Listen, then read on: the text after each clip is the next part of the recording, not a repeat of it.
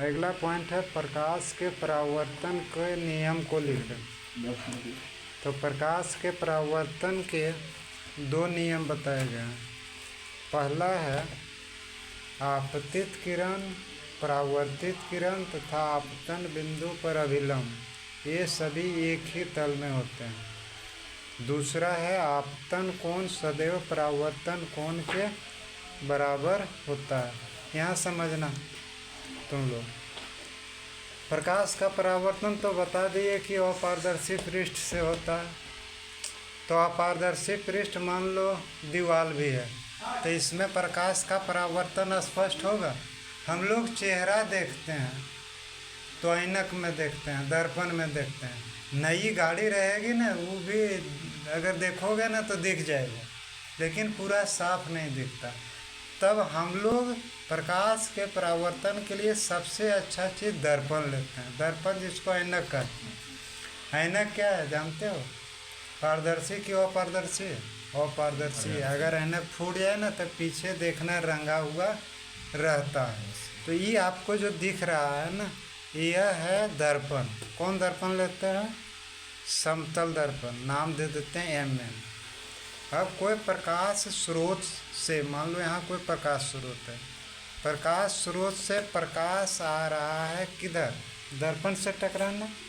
ये अपारदर्शी है तो दर्पण से टकरा करके वापस लौटेगा, है ना। और यह अभिलंब है।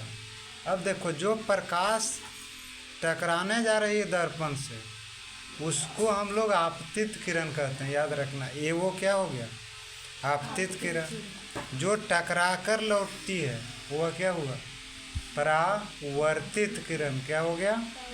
तो वो भी क्या हो गया? परावर्तित किरण। और ये वास्तविक में नहीं होता है, अगर तुम दर्पण में देखोगे तभी नहीं। यह अभिलंब काल्पनिक रेखा है, खींचा जाता है। क्या होता है? इसको खींचा जाता है। अब यहाँ ध्यान दीजिए कि इसमें बताया गया पहला नियम कि आपतित किरण, परावर्तित किरण तथा आपतन बिंदु पर अभिलंब, ये सभी एक ही तल में होते हैं। एक ही तल मतलब नहीं समझ? दर्पण के जिस टुकड़ा पर आपतन होगा उसी टुकड़ा से परावर्तन होगा और उसी टुकड़ा पर अभिलंब होगा। ऐसा नहीं होगा कि एक दर्पण पर आपतन होगा, दूसरा दर्पण से परावर्तन होगा और तीसरा पर अभिलंब होगा। ऐसा कभी नहीं हो सकता है, चाहे वह दर्पण का टुकड़ा कितना ही छोटा क्यों नहीं हो। और दूसरा है आपतन कोण सदैव परावर्तन कोण के बराबर होता है। देखो यहाँ आपतित किरण जो है ना, यह अभिलंब के साथ कोण बना रहा है, तो ये कोण आपतन कोण हुआ। और यहाँ परावर्तित किरण अभिलंब के साथ कोण बना रही है, ये क्या हो गया? परावर्तन कोण। अब तुम लोग कहोगे कि I और R क्यों लिखे? ये भी लिख सकते थे, BCD लिख सकते थे। देखो, आपतन का अंग्रेजी होता है इंसिडेंस। अंग्रेजी का पहला अक्षर कौन आया? I। और रिफ्लेक्शन का पहला अक्षर होता है क्या? R।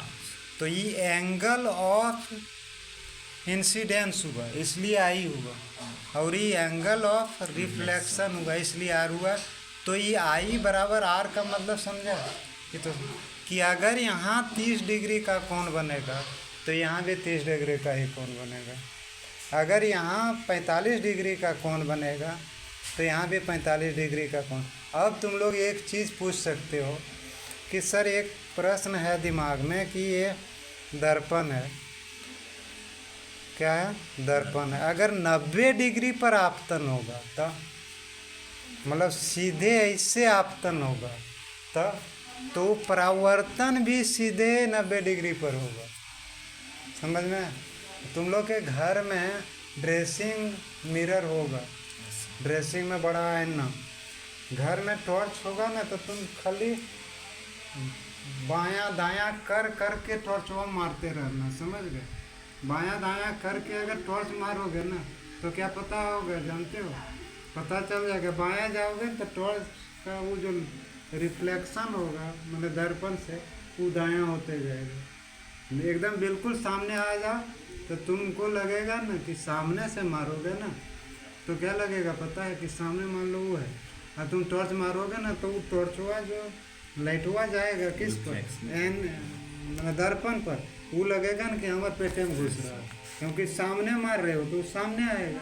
तो इसीलिए कहते हैं कि आपतन कोण और परावर्तन कोण हर हमेशा बराबर होते हैं।